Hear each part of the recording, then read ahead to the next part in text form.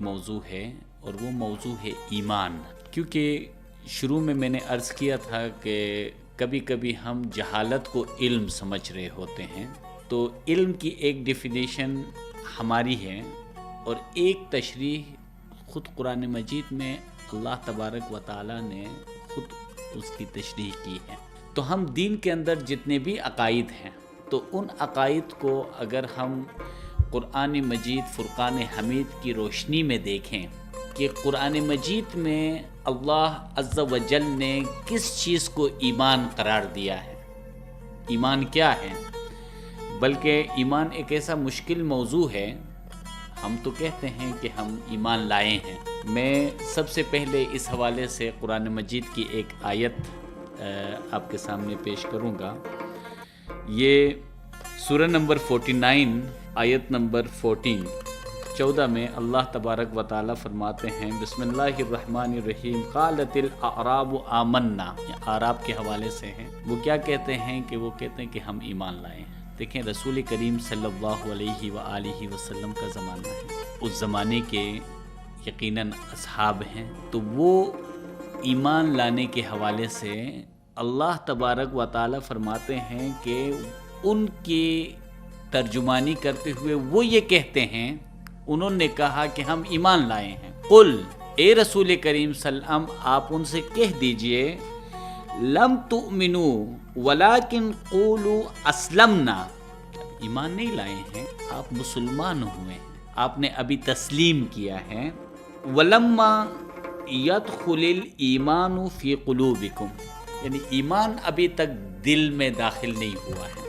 تو اسلام قبول کرنے کے بعد بھی ایمان دل کے اندر داخل ہونے کے لیے قرآن کے اندر کچھ شرائط ہیں. تو ہم ایک ایک کر کے ان شرائط کو دیکھتے ہیں کہ وہ شرائط کیا ہیں. اس حوالے سے ایک اور آیت کی طرف ہم جائیں گے تو یہ سورہ نمبر 64.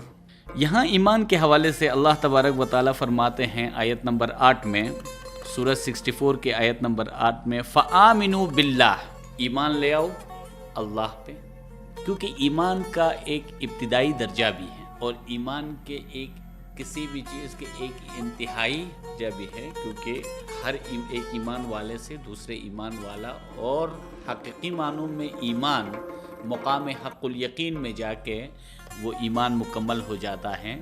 لیکن یہاں پہ فرمایا گیا کہ اللہ پر ایمان لے آؤ وَرَسُولِهِ، اور اس کے رسول پر ایمان لے آؤ. بہت سارے لوگ کہتے ہیں کہ قرآن میں اللہ تبارک و تعالیٰ نے فرمایا وَكَفَى بِاللَّهِ، اللہ آپ کے لیے کافی ہے. تو اللہ کے سوا کسی چیز کی ضرورت نہیں ہے. تو کیوں اللہ تعالیٰ نے خود فرمایا کہ ایمان لاؤ اللہ پر اور اس کے رسول پر؟ یہاں پہ بھی ایمان مکمل ہو گیا نہیں. وَالنُّورِ الَّذِي أَنزَلْنَا، اور رسول صلی اللہ علیہ وآلہ وسلم کے بعد دیکھیں اللہ پر ایمان کیا ہے. اللہ پر ایمان 1,24,000 پیغمبر، اللہ تبارک و تعالی اور اس کے تمام صفات.